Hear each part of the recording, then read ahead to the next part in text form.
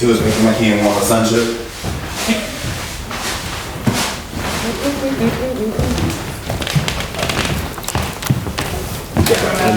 gotta unwrap. Oh yeah, where your water? You gotta unwrap it. You're right. We ain't sponsoring none of these people. Sure. Where's your water bottle? It's right here. Okay, no labels, no brands. You know, we always cover up brands except for shoes. Nobody cares when it's a shoe. But if it's a product, they're like, nah, cover it up. Nah. Damn, we're starting right at 5. That's crazy. I wrote down some questions. Oh, nice. Dang. Water's so far away. I know, bro. At least it's there though. I know. For support. I probably won't even get a drink anyways. I'm gonna fall over. But it's there. I know. We're rolling. Okay, cool. Oh.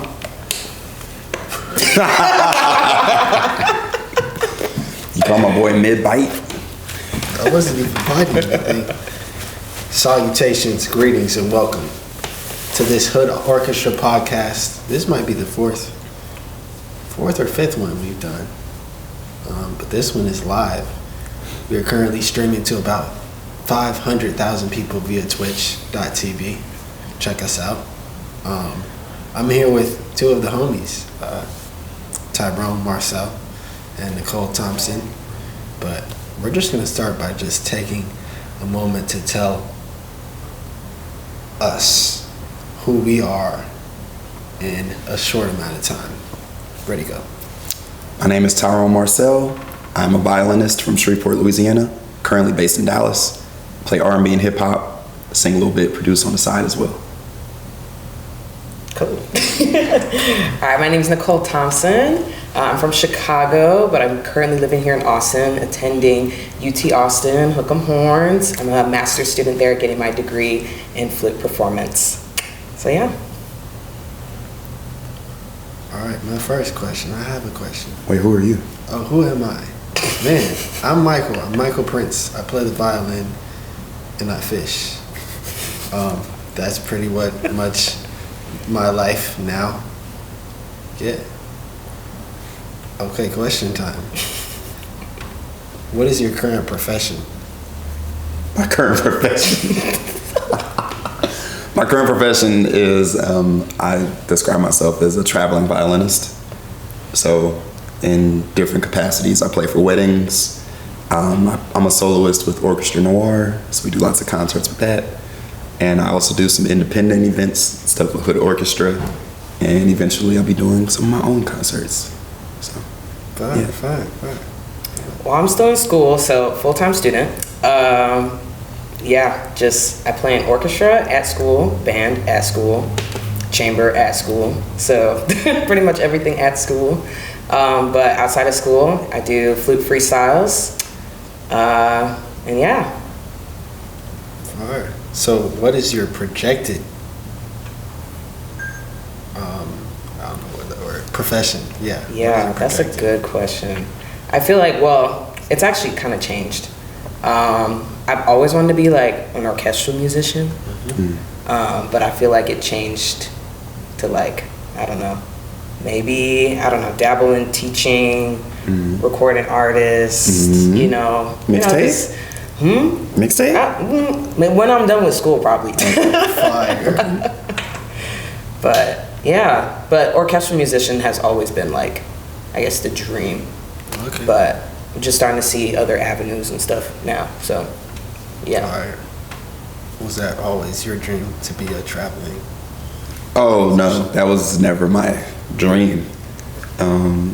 It just kind of fell in my lap, to be honest. I didn't know what I wanted to do originally. I went to school for music because I couldn't afford to go to school for acting. So I decided to stick with my first love. I thought maybe I'd get into production or something like that. Like, let me work in the music studio where, that's where I thought people made the money. It's like, yeah, the producers are the ones that make the money, right? Because people always complain about the producers taking the money from the artists. I'm like, I guess I want to be that guy, but not rip anybody off. until I fell in love with performing. My college major was basically music performance. And once social media and stuff started going crazy, I started to see you could launch a career just off making videos. I was like, I like making videos. And then, you know, these opportunities just started coming. People started asking me to play for their weddings. I didn't even advertise that. Somebody just called me and was like, hey, can you play for mine? And I was like, yes, I can actually. And then it just snowballed like so crazy, so fast. And I was like, well, I guess I'm gonna go all in. Got laid off at my old job, so I was like, yeah, I'm gonna go all in.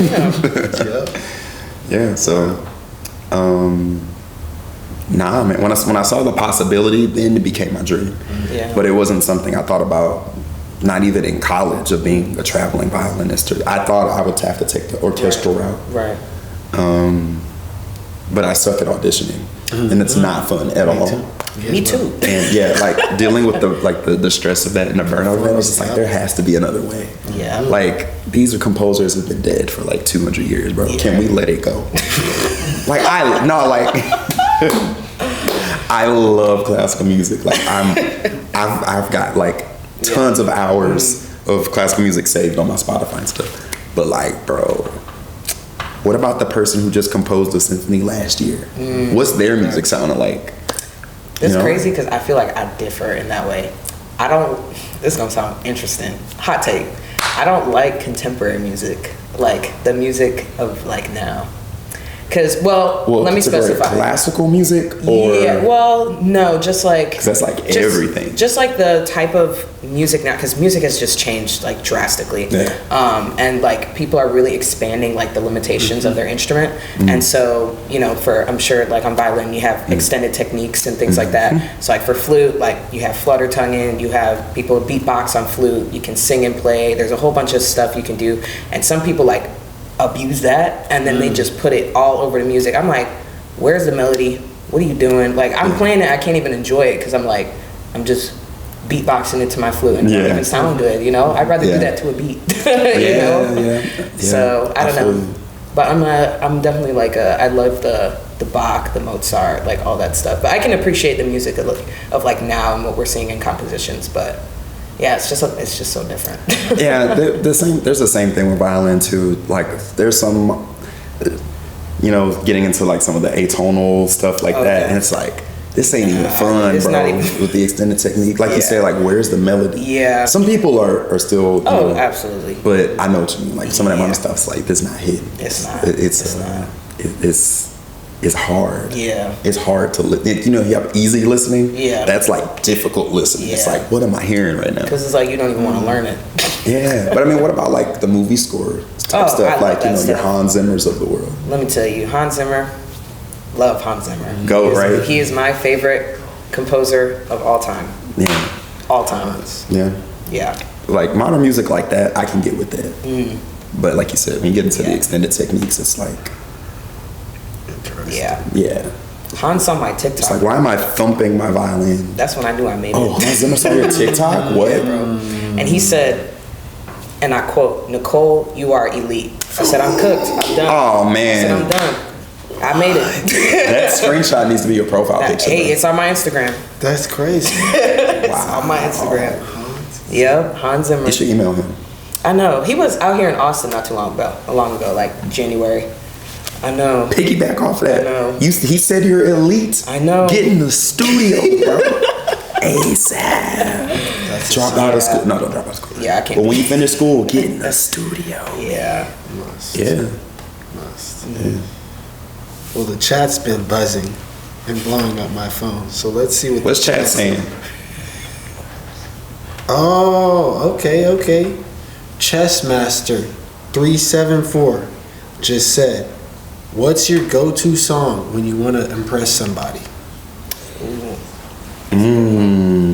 I gotta think. I gotta think about that.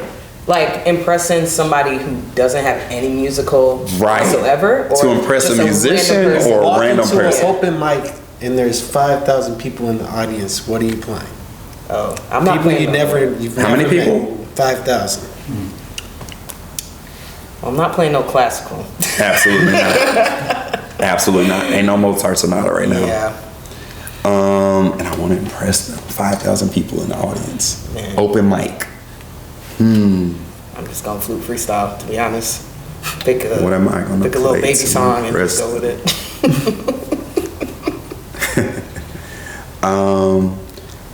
Man, I'll probably play something like Back That Thing Up by Juvenile.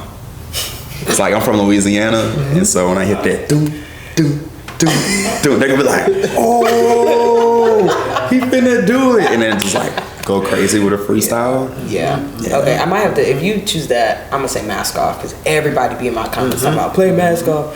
Yeah. Like, I done played Mask Off too many dang times. Like when you have a song that's like made, when you have an iconic part for your instrument. Yeah, it's like like, Back that's That all Thing Up, it's people like a wanna hear. pizzicato at the beginning, Yeah. and then the melody of Mask, it's like, it's easy work, man. It's easy. Yeah. It's easy.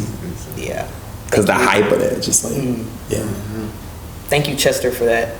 That was his name, right? Chessmaster 373. Yeah. His Shout name might out actually be Chessmaster. Chester, yeah. Yeah. I'm gonna call you Chester, nickname. Yeah. There you go.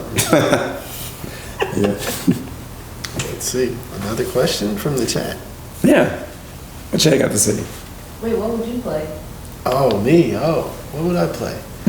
Oh, that's so convenient because the producer of the song is also here. I would play Finesse. 'Cause Oh. Wow. It's for some reason, it's what everyone, regardless of where I am in the world, can recognize the melody for some reason. So It's a hit, man. that's A hit what I is would a hit. play. It is. Shout out my boy Concept P.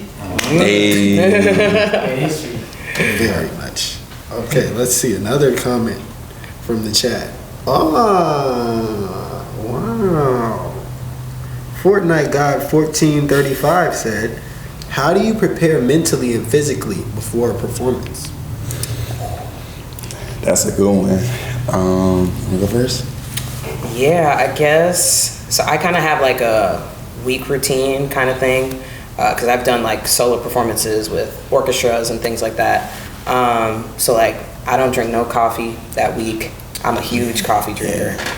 So I don't drink no coffee that week because if I drink coffee that week, I'm gonna be up on the stage. I'm already nervous, you know, so it's just gonna heighten my nerves. I eat lots of fruits, lots of bananas. You know, that potassium is good for your memory. Lots of water. Just praying. Lots of prayer. Praying, talking to God, just be like, Lord, get me through this. Yes. Help me, Lord. Help me. Yeah, especially because a lot of the performances that I've had, like the concerto performances that I've done, it's all been from memory. So it's really, I really got to be locked in mentally. So yeah, really playing is all a mental game too, especially when you're playing in front of people. Yeah. So yeah, I'd say just like drinking lots of water, eating fruits, no caffeine, listen to music, Yeah. specifically time by Hans Zimmer. Love that piece. Just calm my nerves. Yeah. Does it differ between classical performance and like just a flute freestyle? Yeah, heavy. That's for classical. When I was out in Dallas and I did that event, it was pretty much like, all right, well, I'm just gonna go up there. I had a coffee that morning. I barely had no water. Like everything that I would prepare for classically, if it was a classical performance, I didn't even do for freestyling. And it's just crazy how different it is, you know? But yeah, plus like even who you're playing to, like the audience is a lot more serious, you know, with classical settings Yeah. versus like, Very much focused on versus if you freestyle, I'm hearing the audience more than I hear myself because they over here, hey. I'm like, okay, let me turn up then. Yeah. It's a different energy when you're being like actively appreciated and hyped up versus like honestly criticized. Yeah, people you know? looking at you like this. You know, they're listening feel to it. every single Yeah. detail, and that makes it way harder. Yeah. Routine. I don't drink coffee, but very much on like drinking a lot of water. Yeah. Getting enough sleep. Definitely gotta be prepared to like gotta have a practice routine. Ideally, I'm not like cramming before a performance, so I've already done my prep work. It's just like steady practice leading up to the performance, but nothing that'll wear me down, get your wrist hurt or anything like that. Day of, like day before, heavy on the carbs. So like definitely like pastas, breads, rice, something that's really gonna give me the energy for when I need it. And lots of prayer, like you said, lots of prayer. Just like praying for memory and all that. Definitely taking my vitamins. Yeah. Like you said, for memory, all that. Yeah. Hydration, everything. Mental work as well, because like deal with nervousness. Right. I'm really talking classical here. Dealing with nerves and all that. So you really got to go through the mental game of like, you know, you're ready for this. You've done the preparation, deep breathing, imagining yourself on the stage, imagining yourself succeeding. All that goes into it. The visualization. Yeah. And then, yeah. But like when it's like freestyles and hip hop, I mean, you still should be drinking a lot of water on the day to day, but there's not so much mental gymnastics that go into it. You can really just pull up as the artist that you are, because you're not presenting somebody else's art, you're presenting yourself. Right. So like as easily as we can sit here and talk, you can perform. Right. So, yeah. Let's see, for me, classical, I would just not play the whole day of. I'd be like, I'm not practicing today. I'm not playing. I'm just gonna That's crazy. get there and just hope my nerves are locked in. And I would just like, just go and just do it and force myself to do it. And like nowadays I feel like we have less time to prepare in between like our performances. Like we'll have 3 things back to back in one day. So it's like I just try my best to get as far away from everyone as possible that I can while still being as close enough to the venue. So if that means like going and finding a body of water close just to sit outside, or just getting out of a green room with like 50,000 people and just going like to a hallway where there's not just a bunch of overstimulation, so I could just like calm my brain and my nerves and just breathe and then just go and just perform. Yeah, you gotta decompress sometimes. Get out of your head. Yeah, because a lot of it is a mental game. For sure. Yeah. Do we have any audience questions? Yeah, I got one for Tyrone, actually. So you said you stopped working and then you jumped right into doing this full time. Yep. How was that? Was that scary for you? How big of a step was that for you to go all in on your dream? That's a good question. So I was still staying with my dad, so I had that security of like, you know, I still got somewhere to lay my head. But I went from working a 40-hour a week, 9 to 5. I started getting more wedding gigs and things like that. But they started picking up to the point where I was gonna have to start asking for more time off than they probably would have let me. And so literally at the point where I was getting more inquiries than I had days off on the schedule, like literally on my way to a gig, they told me like, hey, like, we say you're gonna work until this day. Like they told me ahead of time I was getting laid off. We say you're gonna work till this day. I'm supposed to have like another week or two. And it's like, but yesterday was actually your last day, yada, yada, yada. On my way to a gig. And I'm like, well, I'm all in now. I'm already going to a gig. So all these people that hit me up with inquiries, I locked all of them in. And then from those, I got more inquiries from the people that were there, and it just snowballed. There was a little bit of a dry spell. I went from getting gigs, maybe 1 or 2 a month, and I was like over the moon. 2 in a month, like that's crazy. I thought I was killing it. I tried to get a part-time job to kind of supplement it, go work at a coffee shop or something like that. Nobody was hiring, and so I was like, dang, I really got to lock in. So I was like, all right, bet, we're gonna go hard on social media. I started posting daily on there. A little inspiration from a homie right here. It's one thing when you know what you need to do, but to actually take that step and do it to get where you want, it's a whole different thing. Was it scary? Heck yeah. Because like, I was 26, I think. Still living with my dad, which a lot of us at this age are still leaning on parents and stuff like that. But I'm trying to think, like, I want to get my own place. I want to move out of here. And I went from having a stable job to now being I'm a full-time musician. And, when you tell people that, it's always like well, what do you do? Like, what do you do? Right, you tell somebody you're a musician, and they're like, well, what's your day job, right? And so I started taking pride in it, man. Like, you got to bet on yourself. You gotta bet on yourself. Like nobody's gonna bet on you more than you. Yeah. And I got some real big opportunities to like play with Orchestra Noir. Now I'm a soloist with them. That's a lot of fun. Like the one with my boy Michael Prince. And you know, we get to do stuff. I'm like the one with Nicole. So when she graduates, we gonna be doing stuff. I already know all these things are gonna happen. And a lot of that came from social media. A lot of that came from word of mouth. But ultimately it all just came from accepting that a 9-to-5 job just isn't in the cards for me.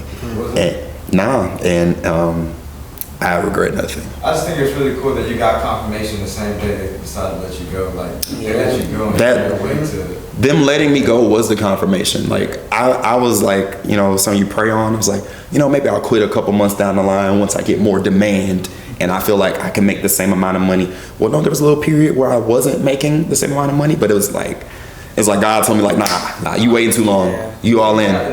You all in. I couldn't even get a part-time job, bro. I was trying to work at, you know, your local coffee shop. Couldn't get it. Nobody was hiring. Yeah. But if you go to one, they're all short-staffed. I said, this has to be God. They're all short-staffed, but nobody's hiring. So, yeah, man. You got to bet on yourself, man. You got to bet on yourself. Better to try and fail than to never try at all. Especially while we're young. You know, we're unmarried. We don't have kids yet. Now's the time to do the crazy, you know, thing. Yeah. Our lives are only going to get busier from here.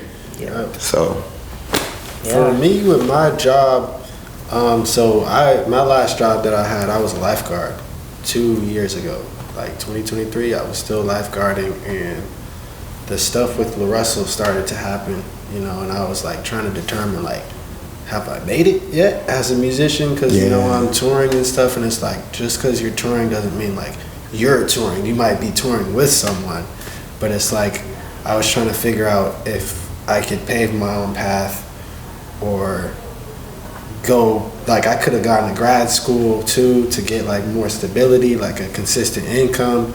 But it's like once everything was happening, it's like I was getting little signs, big signs, just all these different forces. And then you just like have to really just one day just lock in and be like, man, I don't think I need to be lifeguarding or even on the lifeguard roster, giving them hope that I'm gonna show up when it's like I'm not even showing up to work. And they had been, because I think it was my 5th year. I was going into my 5th year, and they even offered me to like be a lifeguard supervisor, and I was like, I'm not even gonna have time to be here on the weekends, and it's like I would only be working like a couple hours, and it's like, what am I doing? And then I just finally, we got, it's crazy, we got a new management, and then the new management was like, why is this dude not working? But he's on the, and so they just slowly, it's like, I didn't even really get fired. We just stopped talking to each other.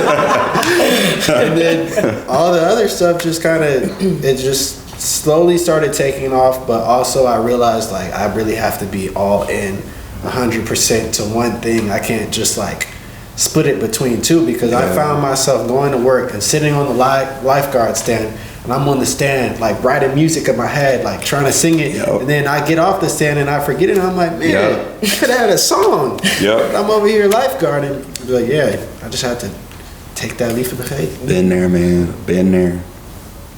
I hate that feeling, bro. It's like you're at work, you can't pull out your phone to take a voice note or pull out your keyboard and record it. And you're like, all right, I'm gonna remember later. You get home and it's like crickets, bro. It's like, dang, that could have been a Grammy. Yeah, it's crazy because the one time, like this was back when I was working at Chick-fil-A in the servery in college. It's like my supervisor let me listen to music while I was cleaning the fryers one day. It was on a Sunday when Chick-fil-A was closed. I was cleaning the fryers and we had a speaker, and I was just pulling up YouTube beats and just trying to write to it. And I wrote the song Holding On, which was like on one of my first albums. But it's like, it made a difference because I was working and just like grinding and working, but it's hard to just work with no sound, no music, nothing going on. But the second I got to work while creating, it was like song instantly created while I was being busy, and just, it was great. Yeah. You ever did any work study stuff? Not any work study. Well, I do So let's see. I mean, I'm in school from August to May. So over the summers, I usually just work, not music related or anything, but I work in like finance department and stuff like that back home. But like while I'm here, what I do is teach. And teaching was something I didn't want to do. Like I've always gotten along well with kids. My first job was being a summer camp counselor at a sports camp. And so, you know, I just always got along really well with kids. And, you know, my parents are telling me like, oh, you know, you should think about teaching. I'm like, no, I'm not trying to do it. Like, And they always say that, bro. Exactly. Everybody But then says that. I love kids. I love like working with kids and just seeing them grow and stuff. And so I'm really grateful for, I mean, just being out here in Austin. It's crazy because I didn't even want to go here. I didn't want to be in Texas, period. I wanted to be in New York because, you know, city of opportunity, that's where everybody, you know, everybody at. All musicians want to go there. But God was like, nah, bro. I was like, bro, you're kidding. He's like, no, I'm not kidding. And like, he literally made sure I only got to Texas. And then once I got here, it was like, you know, all these schools are looking for teachers to teach. And just everybody in my flute studio at UT, like we all teach lessons somewhere. So yeah, teaching is what I do right now. And I'm growing to love it even more. So not gonna do it full time though. Yeah. Never that. Still, performing is always gonna be top for me. Performing whatever. Yeah. So yeah, and then also just trying to expand like the genres I do too, because like grew up, you learn doing classical, freestyling, improvising. You just do that on your own, you know. And then, but I've always wanted to dabble in like jazz more, because jazz flute is really, really popular, and you know, blues, like things like that. So, you know. We'll see where life takes me. All right. Put a pin in there. I got a book I can show you that I started working on. One of my jazz professors gave it to me in college, but I'm actually like just now getting into it because I was just too busy. But now I'm like, dang, that's actually a really good book. But no, I'll put you on. It's really good for jazz stuff. Yeah. Should we go to the chat again? Yeah. See what The audience. Okay. Audience question. Well, I got a question for you. In terms of, you talked about experimenting with the flute a little bit and the different styles that are, you know, incorporated in that. Which style have you found to be your favorite, and what kind of advice would you give to other artists that are looking to incorporate that into their music, but without, like you mentioned earlier, also overdoing it, not taking over the song or taking over the piece? Yeah. Oh my goodness. So I love freestyling. I love improvisation. That's just something I used to do for fun. I will always love classical music. I think just the limitations of classical music is like you have to follow what the composer wants. It's like kind of like the overdoing. You don't want to overdo what the composer wants. So there's a lot of limitations, but just the freedom you get with improv and like just freestyling. I'd say that's like, I don't know, is that like a genre? Can I say like freestyling is like a genre? And I'd say like, for anybody that wants to like dabble in doing more stuff like that, just listening to music. I only listen to like, I just be listening to instrumentals in my car. Even like I draw from classical things and implement that into my music. I draw from like video game music. I implement that into my flute freestyles. Like fire. Yeah, when I played like Legend of Zelda, that was fire. Oh my gosh, everybody was like, oh my goodness, she playing Legend of Zelda on the flute. I said, hold on. So yeah, just listening to all types of music just really kind of helps like inspire a lot of ideas when it comes to like freestyling and stuff like that. So yeah. Would you say that the composer, like knowing your composer, like, will kind of help dictate how much leeway you might have with that, or is that not? Yeah. More like based on the song. What would you say? So I'd say for a composer, it's like more of like classical stuff. Okay, let me think of it in like classical things. Okay, so I'm actually working on a piece right now. It's a Telemann fantasy. Telemann is a great solo, like he writes for solo instruments. He's dead, like long gone. But but I love his works because they allow a lot of, he just puts notes on the page and no dynamics, no anything, and you yourself have to ornament the piece. So you got to write in slurs, you got to write in like slurs music, not crazy. But you got to write in just the ornamentation and like adding stuff like that. So that's one thing that I do like. I love like solo works that give the artist leeway to make the decisions while still maintaining the melody that the composer wants.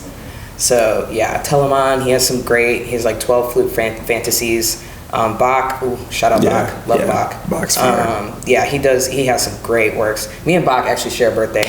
So sometimes I joke and I'm like, what about it? I'm really Bach out here. But some composers have some great works where you can they give you leeway to do your own thing with their melody, and I love that type of stuff. So I do wish, like when I was talking about contemporary music now and like all the extended techniques, they don't really give you much leeway, but I feel like older composers, they definitely did for sure.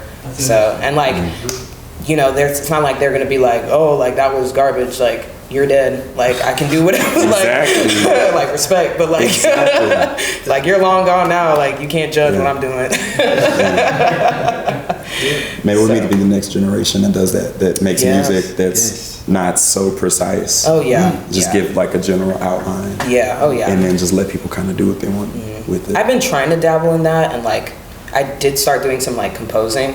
Like I write my own cadenzas, which are like, I write my own. If you know, you know. What about that? I write my own cadenzas. I took composition lessons during my last year of undergrad, and God bless Dr. Lindsay Lambert, love that woman.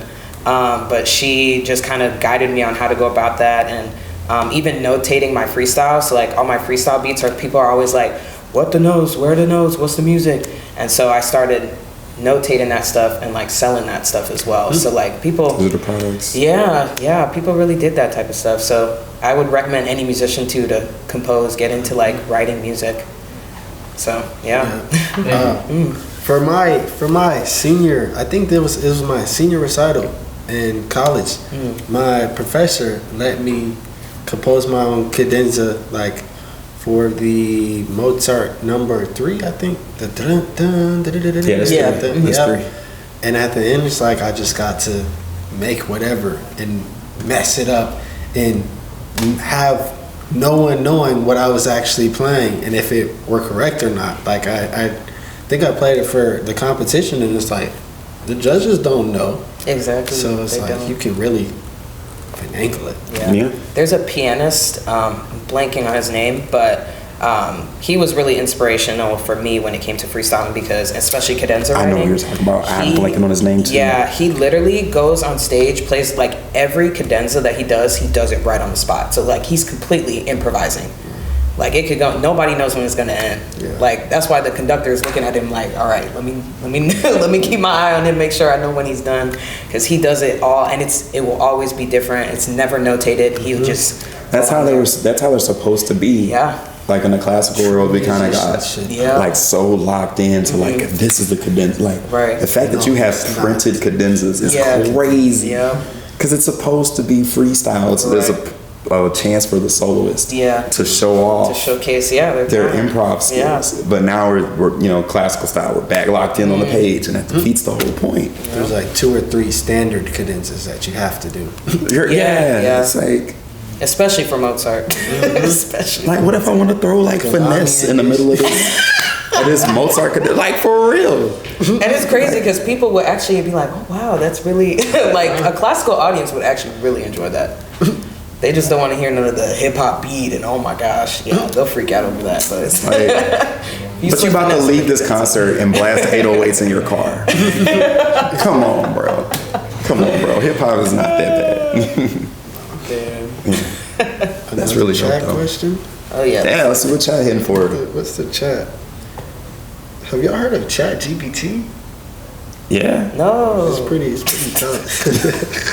What's that? Yeah, what's that? Let's see. If you could create, hold on. This question is brought to you by Dream Chaser 112. Okay. If you could create a dream concert lineup featuring yourself and 3 other artists, who would be on the lineup? We're gonna do musicians and then like just artists, like vocal, rapper, whatever.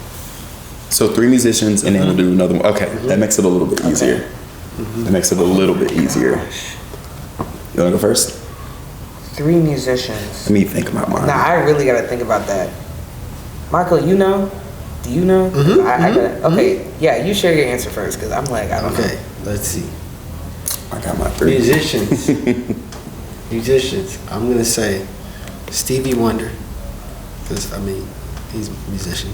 Yeah. Then John Baptiste, Good choice. and then I'm gonna say Caleb Arredondo. You know the saxophone, Yes. echo sax. Yeah.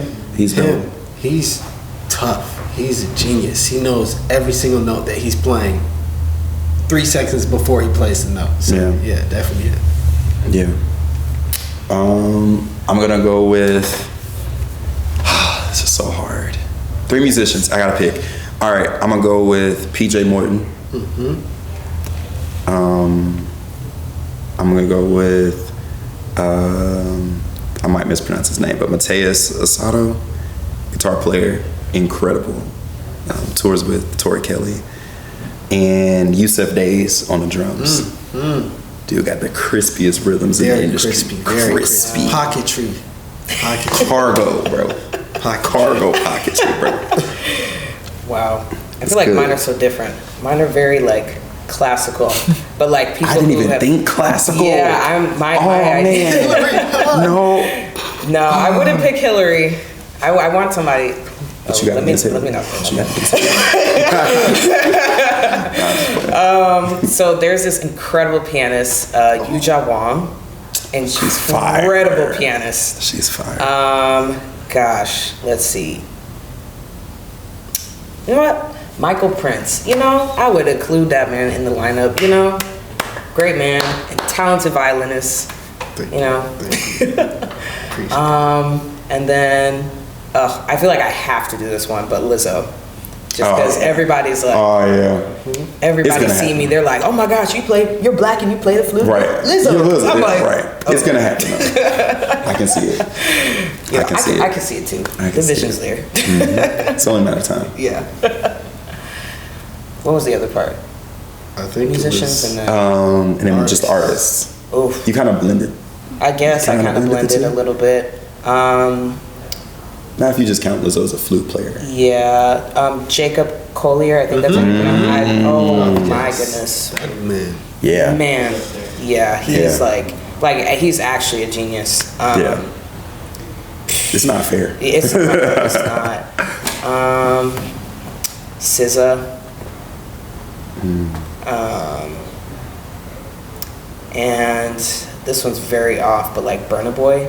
I don't know. Like I've like dabbled with some like flute freestyle into his music, and I'm like, I should actually post something and tag him in this because it's actually kind of fire. Get into So like I feel like you know, something different. Yeah. You know. Yeah. Okay. Man, this is hard. 3 artists dream lineup. Okay. So who would I like really rock with? Man.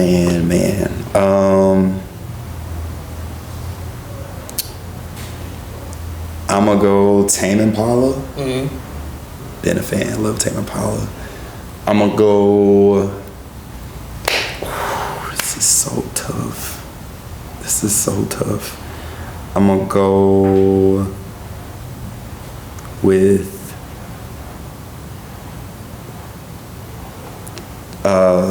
Victoria Monet. Incredible music. Big fan of hers. Okay, so we got psychedelic rock.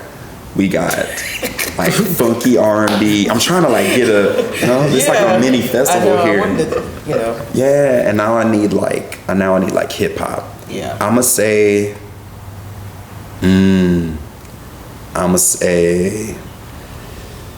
Childish Gambino. That's good. Yeah. Tame Impala, Victoria Monet, and Childish Gambino. That would be crazy. Wait, now I want to add one to mine. Can I add Lil Baby? I'm gonna add Lil Baby. I've been doing so many Lil Baby freestyles. You too. do. You do. Yes. Yeah. What about you? I have J. Cole, then Tyler the Creator, Dang. and then Michael Jackson. Oh, I didn't know it was Dead or Alive. But okay, yeah, that would have made it even harder though. He's still alive. He's still alive. Don't worry. Yeah, I know someone told me. Is he in the room with us? And then one bonus. How about producer? Like if you were to collab with a Metro. producer. No question. Metro. No question. Producer. It's a really good question. I'm gonna say, man, it's out of two people. I'm gonna go with Teddy Walton. Teddy Walton is producer. He produced Passion Fruit by Drake. He also produced Crew with like Brent Faiyaz and all that. He also produced Love by Kendrick Lamar. One of my favorite producers, very versatile. I would, a cook up with Teddy Walton would be insane. Yeah. Mine would be Mike Dean, because his he bends frequencies and stuff and knows the right notes to hit the ears. He goes by music on like a spiritual level. Yeah. That dude is like, I want this beat to penetrate your Yeah. psyche. Like, I don't know how you have so many different versions of the same instrument. Right. That all sound slightly different, but only you know the difference. right. Kind of crazy. And you know which one to pick like for this particular beat. Yeah. Like, oh, I need kick drum number 55. That's insane. Not 54, not 56. I need kick drum 55. Boom. And it's Then like, up the frequency by 450 hertz. right, like, like what? That's genius. Yeah, he's a genius. Man, that was hard. Yeah, that was a tough one. But now I have a dream. Yeah. I'm Impala, Victoria Monet, Charles Gambino on the same stage. Teddy Walton. Yeah. Tickets live. Yeah. Any more audience questions? Yeah. Anything from the audience? What's something that you guys do to stay motivated when you have creative slumps? Ooh. I can go first. Go for it. Creative slumps for me happen every day. It's when I get tired. I don't become creative. So I usually fish. That restores me. That slows me down. Because it's like, if you can't go slow, you can't go fast. Facts. So it's like, a lot of times it's like, I wake up and there's like, it's too much creativity happening in my brain. So it's like, I just have to be like, okay, what am I doing today? Like, I pull out, I've been working with paper. Paper has helped me so much. Like, just not being on my phone, like just waking up and writing all the thoughts down, writing the to-do list. None of my notebooks are in order. It's just wherever I decide to start writing. So that just basically just slowing down my brain. Hooping slows down my brain. Riding a bike slows down my brain. Yeah, pretty much it. You might have to go next. No? Okay. Like you said, creative slumps, you feel those all the time. I'm kind of getting out of one now. It's not really a slump. It's mostly just like when you get tired. Because it's like, there's so much you want to do. It's like overwhelming. Because when you got big dreams, you know, you got big goals, you could put a lot on yourself. And when you get tired, for me, like, how do I get motivated? I go to sleep. I go to sleep. I can't nap, so I don't sleep during the day, but I make sure like I get to bed earlier, like 11, 10:30, as early as I can. That helps some. Like the past 2 or 3 days, just sleeping until the sunlight coming through the window wakes me up. Yeah. Oh man, I'm ready to go. Let's get it. But I can't hang when it's like super late. That just, when I'm tired, I'm useless, bro. It's like my brain is like, I can't get out of first gear. Yeah. I also just like to lean on my community. So like, it's easier to be motivated when like I wake up in the morning, you know, go in the, you know, kitchen Airbnb and, you know, Michael's editing content, Gabrielle's editing content. You look online, somebody else just posted a YouTube video, Nicole dropped a new freestyle. It's like, okay, like we in it. It's like, it's easy to fall in line. And like looking at other people's momentum. So it's like, it's rest, community, and just leaning on other people's momentum as well. Yeah. I agree. Yeah, I agree with all that you said. I think, I guess to add on to it, for me, I watch a lot of anime. Anime music, the intro music is pretty dope. Usually sometimes I drop, you know, I draw from like anime and, you know, Korean dramas too. Y'all be missing on these Asian shows. Okay. Like Chinese dramas. Hey now, let me not get too deep. Okay. Thai dramas. Okay, let me chill. But yeah, anime, Asian dramas, like they got some good music. So like anything, like I just love listening to music all the time. And especially because I'm in school. I think also what keeps me motivated too is just seeing other people in the practice rooms. And especially at UT, like it's competitive, but it's like a good, challenging, like good competition amongst everybody. So whenever I walk in, it's like all the practice room full, and I'm like, I gotta go find some corner to go practice in or something like that, or just practice back at home. But yeah, just seeing other people, you know, just do their thing, just like motivates me to go do my thing. Yeah. So yeah, I guess that's kind of what keeps me motivated. I feel like music schools in college are just good because you see people doing what you're doing. From all over the place. And the connects to, like, I love like chamber music. Like I'm in a chamber class. I like had that right before here, but or before this, but just playing with other instruments too, you know, because all I'm used to is just hearing flute, hearing saxophone, French horn, love French horn, oboe, clarinet, just listening to other types of, you know, musicians and different instruments is like really beneficial too, and like learning how to blend with that too, and playing in orchestra, love orchestra music. It's like that kind of really deepens like your musicianship too, and like keeps you motivated. Because everybody else playing good, so it's like, well, I can't slack. Right. You know? Right. Trying to keep up. Right.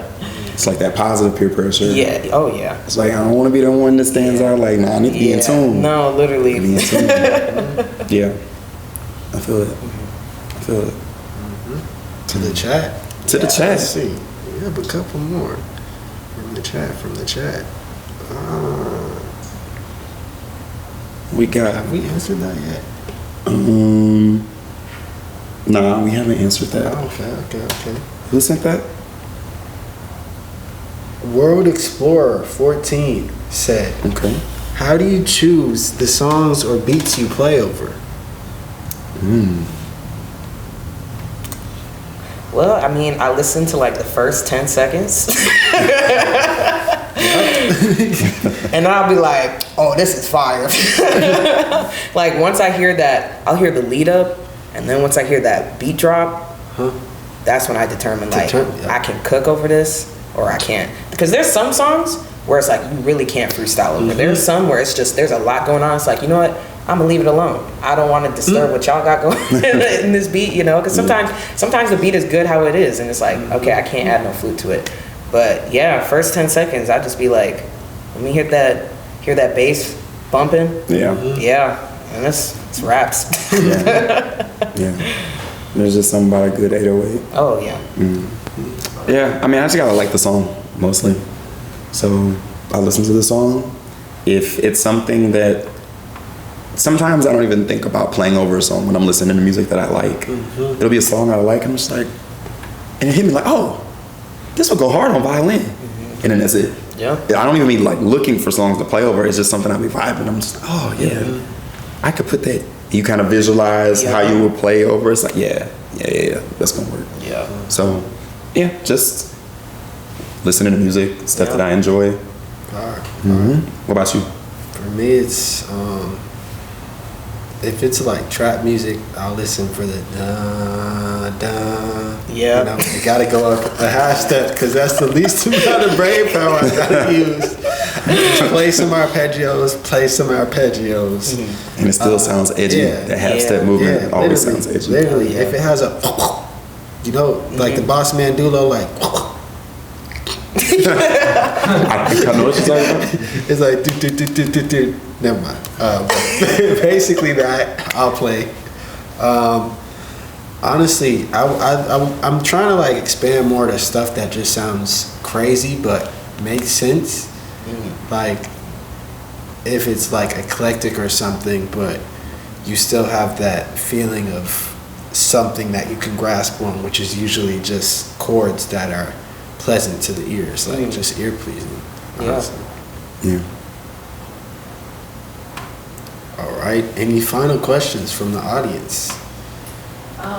What is a piece of advice you would leave to a young musician who's watching this? Ooh, goodness. I can go first. Yeah. Advice to a young musician: learn how to hold your instrument properly. That's actually really important. That's not shade. That is extremely important. Extremely. Yeah. Learn how to hold your instrument properly. Learn scales. Learn arpeggios. That's it. That's it. Yeah. That's it. For me, I'd say learn how to enjoy the act of practicing, because that's never going to go away. However big you get, whatever orchestras you get, if anything, you're going to have to practice more the better you get. So it's like you got to come to terms with that. You're going to have to practice. You're going to have to figure out how to make it as bearable as possible, so you're not just like mindlessly doom scrolling music. Yeah. If that makes sense. Yeah. So yeah, just You gotta set a goal. yeah, just make Set a practice goal. it fun. Yeah. Yeah. And really fall in love with the music. If you don't love music and love making music, like, you don't have to force yourself to do it. Yeah. You can just choose something else. Right. Yeah. I think that's really important. What you touched on is like you actually really have to love music in order to have the discipline to like really put in time in the practice room and do all of that. What was I gonna say? Let's see, what advice? So I record my practice sessions, or sometimes I go live on TikTok during my practice sessions. One, so it keep me off my phone so that I'm focused and locked in because I can't be scrolling. Two, because you never, like, looking back on your like practice recordings, you'll really see like, man, why was I doing that? Or I shouldn't have practiced that way. And like setting practice room goals is also really important too. And also, not just young musicians, but anybody, putting your stuff on social media. You never know who's gonna see your stuff. I started back in 2020 just recording videos of me practicing, and that stuff went viral. I was playing Bach. Like, I didn't think people really was rocking with Bach like that. And apparently they are. So, just, post stuff on social media, because you never know who's gonna see it, and you never know how far it'll take you, and even just the connects you can make from social media too, and the opportunities that are just endless. So, yeah. Excellent. Fire. Yeah. Well, thank y'all for coming. And thank you to all the viewers. Oh, there's only 300,000 now. Okay, Oh, wow. it's okay. But They have a good dinner. thank y'all for joining us on this special occasion. You will be hearing us cook tomorrow, or whenever this hits your platforms. But yeah, Man, we should do a concert together. I know, for right? real. Wouldn't that be crazy if we could all, like, the three of us just, like, cook Right. on stage? Maybe. What y'all doing tomorrow? I'm free. Probably fishing, but free most of the day. All right. Free in the evening, I mean. Yeah, like 5? Yeah. Something like that? All right, cool. What if we went to, like, the Rosette? The Rosette. Oh, We go to hold the on, Rosette? Wait. The Rosette. The Rosette? Yeah. And, like, All right. you could play some music. I Okay. could play some music. We That could play works. some music together. All of Okay, us. wait. Collabs? Hold on. Collapse? Okay. Oh, that's What if we another thing. Collaborations are key. Yeah. Yeah. You see what happens when like-minded individuals come together and create? Wow, it's beautiful. Yes, Yeah. it is. When you share brain power, you can get more done. Oh, yeah. It's like linking computers together, bro. Yes. Instruments were made to play together, not compete against each other. Yes. Yep. Heavy. All right, Wise words. that's a wrap. That's a wrap. That was so much fun. Fire.